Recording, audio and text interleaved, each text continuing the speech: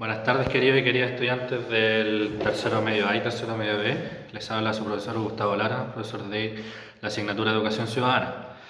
Antes de comenzar la clase número 2 de la primera unidad, vamos a retroalimentar la actividad que ustedes tuvieron que hacer de la clase número 1. ¿Ya? Y ahí tenían que responder alrededor de 7 preguntas, ya distribuidas en varias actividades. La primera decía responder preguntas número 1, 2 y 3 de la página 3.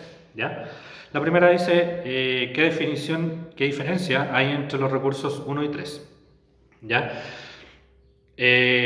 Aquí coloqué principalmente una diferencia. Si están relacionadas con lo que voy a decir, está bien. La primera muestra que no hay gobierno central, ¿ya? En la Grecia antigua no había un gobierno central, sino que eran todos los ciudadanos, podían participar incluso dentro del gobierno. Y en el recurso 3 hay un gobierno central, ¿cierto? Aunque sea mixto. Ya esa es la diferencia, que en la Grecia antigua no había un gobierno central, sino que todos los ciudadanos participaban en política, y en la Roma antigua, con la república, sí había un gobierno, ya que duraba cierto periodo, un año, 6 meses en algunos casos, pero había un gobierno central. Esa es la principal diferencia que hay entre los dos recursos del libro. ¿Ya? La pregunta número 2 dice, ¿qué aspectos de la antigüedad greco-romana, de la antigua Grecia y Roma, se pueden apreciar en la democracia chilena actual? ¿Ya? Hay tres principalmente similitudes. ¿Ya? Primero, habla de la participación política con requisitos. ¿Ya? Por ejemplo, en Grecia los ciudadanos eran hombres mayores de 30 años, ¿cierto? Y nacidos en la poli, en este caso en Atenas. ¿Ya? Pero se dejaba fuera a las mujeres, a los menores de 30 años, ¿cierto? A los esclavos y a los extranjeros. ¿Ya? Aún así hay participación política, ¿cierto? Con respecto a ese periodo de la historia. ¿Ya? El otro aspecto similar es el concepto de ciudadano y de república. ¿Ya? La ciudadanía se usa hasta hoy en día y cada vez se va agregando más o menos, en este caso, requisitos para ser ciudadano o ciudadano. ¿Ya? Y el concepto de república, que principalmente la diferencia con el concepto de democracia es que la república plantea un gobierno, ¿cierto?, que dura cierto periodo de tiempo y elegido por la ciudadanía. ¿Ya? Eso se mantiene hasta ahora. Y el tercer aspecto que se mantiene hasta ahora son que los gobernantes duran un tiempo determinado, ¿cierto?, como en la antigua Roma, que es lo que mencioné anteriormente. ¿Ya? La tercera pregunta de esa primera actividad dice, ¿estás de acuerdo con los autores del recurso 2? ¿Ya? Eso obviamente depende de ustedes si están de acuerdo o no, pero lo importante es que planteen por qué están de acuerdo o por qué no. ¿Ya? En esa pregunta principalmente se plantea que el concepto de democracia representativa no es un invento de los europeos. Y ahí da ejemplo de Malasia, ¿cierto?, de las confederaciones amerindias. Los amerindios son se habla del concepto amerindio de los indígenas de América, ¿ya? De Burma, ¿cierto?, entre otros. ¿Ya? Ahí plantea el autor de que en otras partes del mundo, ya no solamente en Occidente, sino que en Oriente y en los indígenas, ¿cierto?, precolombinos, sí había conceptos de democracia. ¿Ya? La segunda que dice responder preguntas 1, 2 y 3, ¿cierto?, en la página 15. La primera dice, ¿cuáles son las principales similitudes y diferencias entre los fragmentos citados en el recurso 2? ¿Ya? La principal similitud es que ambos recursos hablan de libertad del individuo. ¿Ya? Y las diferencias están en los autores. Por ejemplo, John Locke habla de que de todo lo que el individuo puede hacer en sociedad. ¿Ya? A diferencia, Rousseau habla de todo lo que el individuo pierde en sociedad. ¿Ya? O sea, Locke habla de lo que puede hacer un individuo viviendo en sociedad y Rousseau habla de lo que pierde el individuo siendo parte de una sociedad. ¿Ya?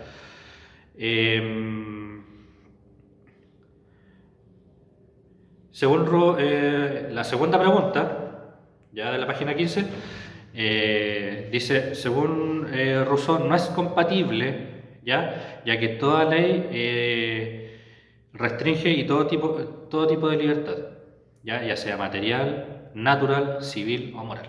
¿Ya? Y la tercera pregunta de la página 15 dice la similitud y diferencia entre los recursos 1 y 2. ¿ya? La principal similitud habla que los dos recursos hablan de libertad o estado natural de los seres humanos, ¿ya? Se centran en el individuo, ¿ya? Y la principal diferencia es que Thomas Hobbes habla de que las leyes son buenas, ya que nos controlan, ya que controlan la naturaleza, ¿cierto? Vengativa y orgullosa del hombre, del individuo, ¿ya? El otro recurso habla lo contrario, habla de las cosas buenas que plantean las leyes, de las cosas buenas que te puede permitir hacer las leyes, ¿ya? Y por último, en la tercera actividad tenían que responder la pregunta 1 de la página 27. Dice, ¿qué relación existe entre los recursos 1 y 2? ¿Ya? La principal relación habla que los dos recursos hablan de la ciudadanía como civismo y algo básico que cada persona debe tener viviendo en sociedad, ¿ya? Además, como este concepto de ciudadanía, de civismo, puede fortalecer lo que es la democracia. Por eso es tan importante, sobre todo en esta asignatura, estudiar el concepto de democracia y el concepto de ciudadanía, ¿ya? Esas serían las respuestas más o menos que ustedes deberían tener en sus cuadernos y en los correos que me enviaron a mí. Obviamente no es exacto lo que sale acá, pero sí tienen que tener alguna relación con con la retroalimentación que les di, ¿ya? Ahora vamos con la clase número 2 de la primera unidad de educación ciudadana. En la segunda clase hablaremos de cómo fortalecer la democracia. Recordar que la unidad número 1 es ¿qué desafíos tiene la democracia en el siglo XXI? El objetivo de aprendizaje de esta clase es reflexionar personalmente sobre riesgos para la democracia en Chile y en el mundo, tales como el fenómeno de la desafección política, la desigualdad, la corrupción y el narcotráfico y la violencia, entre otros. ¿Cómo fortalecemos la democracia? La democracia no es solo un sistema político, es un proyecto en el que todos debemos participar. Por lo mismo, su existencia no puede darse por sentada. Diversos riesgos la amenazan constantemente y la pueden poner en peligro. Es importante, por lo tanto, identificar cuáles son estas amenazas y preguntarnos qué podemos hacer como ciudadanos para enfrentarlas. Para descubrir qué tan vulnerable es una democracia frente a las distintas amenazas que la acechan, es importante preguntarnos cuán valorada es por sus ciudadanos. Estudios como el informe del Latino Barómetro y el Estudio Internacional de Educación Cívica y Formación Ciudadana entregan datos que permiten elaborar algunas respuestas. Es como el gráfico, ¿cierto?, o la tabla que se muestra en el video, ¿ya? Porcentaje de estudiantes de octavo básico que estuvieron de acuerdo o totalmente de acuerdo a dos preguntas. ¿Las dictaduras están justificadas cuando traen orden y seguridad? El 2009 dijeron que el 65% estaban justificadas y el 2016 baja a 57%. ¿Ya? Y la otra pregunta, también a los octavos básicos, le dicen, ¿las dictaduras están justificadas cuando traen beneficios económicos? El 2009, 64% y el 2016 baja a 52%. ¿Ya? Son muy parecidos los porcentajes para ambas preguntas y la baja, ¿cierto?, de porcentaje de un año a otro también es muy parecida, ¿ya? La desafección política. Para poder funcionar adecuadamente, un sistema democrático requiere de la participación activa de todos y todas. Sin embargo, diversas razones llevan a los individuos a desentenderse de las instituciones democráticas y de quienes ejercen cargos políticos. Esta actitud, que puede ir desde la indiferencia hasta la abierta oposición, tiende a aumentar los niveles de abstención electoral y la desconfianza social en la democracia misma, debilitándola progresivamente. La abstención electoral es el porcentaje del total de personas habilitadas para sufragar en una determinada elección que, por el motivo que ellos quieran, deciden no ejercer su derecho a voto. Y el índice, otro concepto, el índice de desarrollo humano, es el indicador de desarrollo de un país, que considera la esperanza de vida de su población, sus años de escolaridad y el ingreso nacional per cápita. La desafección política en Chile. El nivel de desafección política de una sociedad puede observarse a través de distintos indicadores. A continuación te presentamos algunos de ellos, tomando como ejemplo el caso de la sociedad chilena en la actualidad. ¿Cómo podemos explicar estos altos niveles de desafección política en Chile? Y ahí vamos a ver el gráfico, ¿cierto?, de las distintas elecciones que hemos tenido en Chile, ¿cierto?, desde 1989 hasta el 2016. ¿ya? Vemos claramente, son distintas elecciones, tanto de alcalde, concejales, presidencial, ¿cierto? De diputado, senador, y hasta la fecha siempre ha ido bajando, ¿ya? Es importante este dato, ¿ya? También la tablita que mostramos ahí en el video dice que los estudios como el realizado por el Centro de Derecho Público y Sociedad de la Universidad de San Sebastián muestran cómo la ciudadanía chilena ha ido perdiendo la confianza en muchas de las principales instituciones, tanto públicas como privadas del país, ¿ya? Y ahí tenemos que de una nota de 1 a 7, a los partidos políticos le ponen un 2,5, ¿ya? A la Cámara de Diputados un 2,7, a las AFP un 2,8, al Senado 2,8 y a la ISAPRE un 3. ¿Ya? Esto es una publicación del 2016. Obviamente yo creo que en estos 4 años han ido cambiando algunas instituciones como Carabineros. ¿Ya? La desigualdad como amenaza. Como aprendiste al inicio de esta unidad, la democracia como sistema político funciona bajo un principio de igualdad. Todos los ciudadanos y ciudadanas tienen los mismos derechos y al momento de sufragar o de votar, el voto de cada uno posee el mismo valor. Sin embargo, esta igualdad no siempre se ve reflejada en otro ámbito de la sociedad, lo que puede convertirse en una amenaza para el sistema de democracia. ¿Ya? Algunos tipos de desigualdad son la desigualdad social, ¿ya? Que quiere decir que es el trato diferente dado a las personas a causa de su condición socioeconómica, su etnia, su religión, su cultura, sus preferencias sexuales, entre otros aspectos. El otro tipo de desigualdad es la desigualdad económica, que es el desequilibrio importante en la distribución de los ingresos entre las personas, así como en su acceso a bienes y servicios. También está la desigualdad de género, que quiere decir que es la diferencia de oportunidades entre personas de distintos sexos. También está la desigualdad educativa, ¿ya? Que es la diferencia de oportunidades para que las personas accedan a los distintos niveles de formación en un sistema educativo. Y por último tenemos la desigualdad legal, que ocurre cuando existe algún tipo de discriminación arbitraria presente en la legislación o en los fallos judiciales. Se considera como aquella que surge cuando el Estado no asegura la igualdad de oportunidades en una sociedad.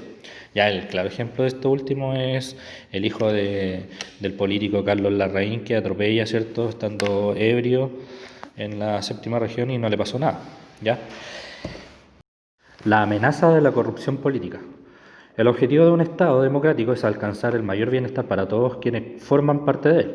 Sin embargo, el aparato estatal, a través de sus funcionarios públicos y representantes electos, están expuestos a desatender el interés común y utilizar su poder e influencia para promover beneficios particulares, o sea, individuales.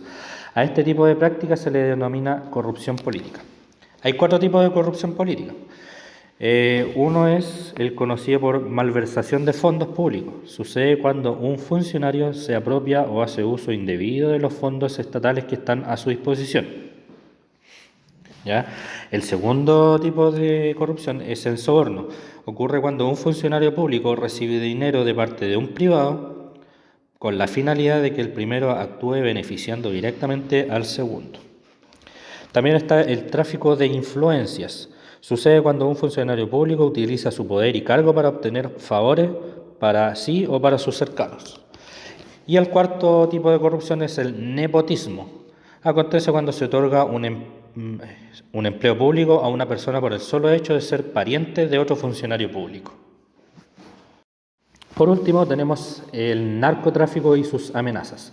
Hasta el momento ha reflexionado sobre las amenazas a la democracia que provienen de su mal funcionamiento, como la inacción de los ciudadanos que la conforman, las inequidades que afectan su representatividad y actuar indebido de quienes ejercen cargos públicos. Sin embargo, también existen amenazas a la democracia que provienen desde grupos externos a esta. Muchos de ellos tienen directa relación con el fenómeno del narcotráfico. De acuerdo con la Oficina de las Naciones contra la Droga y el Delito, el narcotráfico es la actividad del comercio ilegal que más ganancias se obtiene, calculándose estas en 320.000 millones de dólares anuales. Este poder económico permite a los narcotraficantes influir de forma indebida en el aparato público de un país, como plantea este estudio, ¿cierto? Y la influencia del territorio del narcotráfico, por ejemplo, en México, ¿ya? La influencia del narcotráfico no se limita a las instituciones, sino también a los territorios donde realizan sus actividades. En estos, las organizaciones de narcotraficantes o carteles establecen su dominio por medio del soborno de funcionarios locales y la violencia contra ellos, sus competidores y la ciudadanía en general. En México, por ejemplo, se calcula que 11.000 personas fueron asesinadas por narcotraficantes solo durante el primer semestre del 2018. Ahí en el mapa se muestran principalmente los países donde existe, bueno, principalmente los carteles del narcotráfico en México, ¿ya? Para que vean que no es solamente uno, ¿cierto?, sino que son varios y compiten entre ellos. La actividad. Son 4 actividades las que tienen que hacer. Dice desarrollar la investigación, ¿cierto?, 3 de la página 31. ¿Ya? La segunda actividad es responder la primera de la página 33. La tercera actividad es responder la primera de la página 35. Y la cuarta actividad es responder la pregunta 2 de la página 43. ¿Ya? Eso, chiquillos. Recordarles que se metan a la página de gymfloria.cl para que descarguen sus materiales. Recordar que mi correo es tabolara@gmail.com y la fecha de entrega que sale ahí en el video, tienen una semana desde que se publica el video hasta el próximo lunes a las 6 de la tarde. ¿Ya? Hacer hincapié en esto último porque me han llegado correos fuera de horario y no es la idea. ¿Ya? Y recordar que en el asunto del correo coloquen su nombre, el curso y la asignatura, ya para poder identificar bien sus trabajos. Eso, chiquillos, nos vemos.